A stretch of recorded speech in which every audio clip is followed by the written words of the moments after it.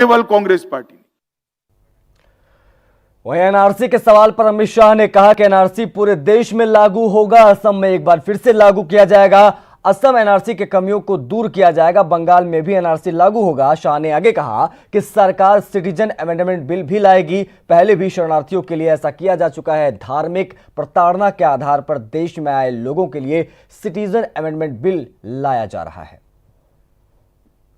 पश्चिम बंगाल की मुख्यमंत्री ममता बनर्जी कहती हैं कि किसी हाल में मैं एनआरसी को पश्चिम बंगाल में लागू नहीं होने दूंगी, चाहे केंद्र कुछ भी कर ले। तो इसमें मैं क्या कर सकता हूं? आप देश के गृह मंत्री हैं।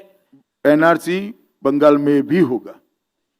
क्या आपको लगता है, जैसा सरकार पर जो आरोप लग रहा है कि सिटीजन चार्टर बिल और एनआरसी के आड़ में मुसलमानों के खिलाफ एक एजेंडा चलाया जा रहा है?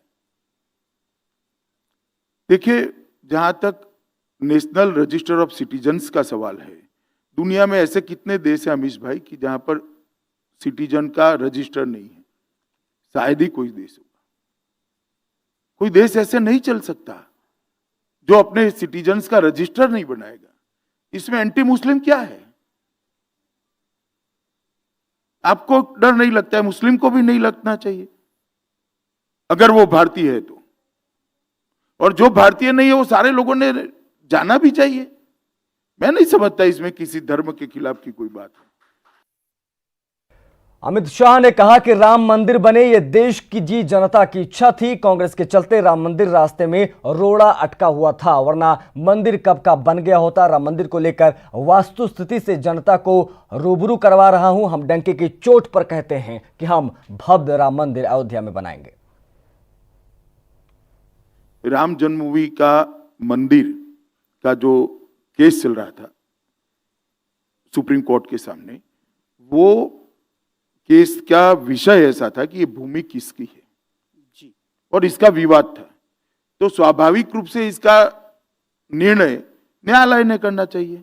अगर केस ये होता कि रामलल्ला की पूजा कौन करे, कैसे कपड़े पहनकर करे, घंटी बजानी चाहिए या नहीं बजानी चाहिए, भोग में दूध का मिष्टान लगाना चाहिए या गेहूं के लोट का लगाना चाहिए, तो ये केस अगर चलता तो मैं उस वक्त भी कहता ये सुप्रीम कोर्ट का विषय नहीं है, आस्था का विषय है। जिनका मंदिर है उनको निर्णय करना चाहिए।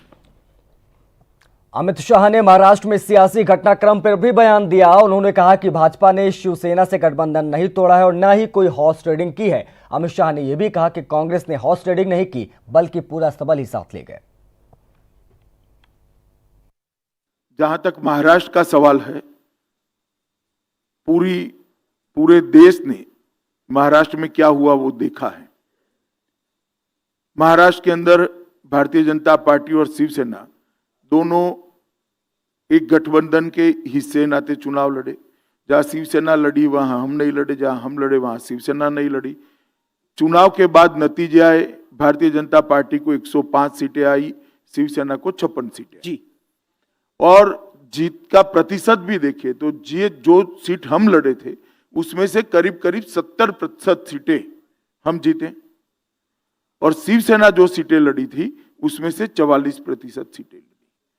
तो मैंडेट भारतीय जनता पार्टी के पक्ष में था, और भारतीय जनता पार्टी के नेता तत्कालीन मुख्यमंत्री देवेंद्र फडणवीस के नेतृत्व में हम चुनाव लड़े थे। मैं इतना ही कहना चाहता हूं कि जो तय नहीं हुआ था इसका डिमांड उन्होंने किया, जो हमें मंजूर नहीं था हमने सरेंडर होने से ना बोल दिया। इसके कारण आज विचारधारा के विपरीत की सरकार वहां पर बनी। कांग्रेस और एनसीपी जो गठबंधन में लड़े थे उनकी 100 सीटें हैं, शिवसेना की 50 है। आपने बोला शिवसेना का मुख्यमंत्री क्यों स्वीकार किया? किसी को जवाब दे सकते हो? और अगर हिम्मत है, ये नैतिकता का गठबंधन है, महाराष्ट्र के विकास का गठबंधन है, तो आपका मुख्यमंत्री बनाओ। मैं देखता हूं शिवसेना मदद करती है या नहीं करती है।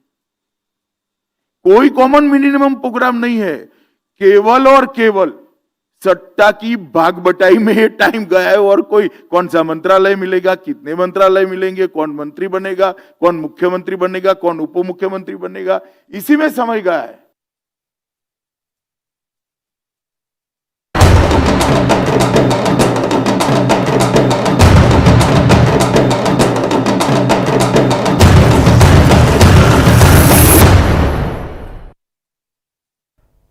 तो गृह मंत्री अमित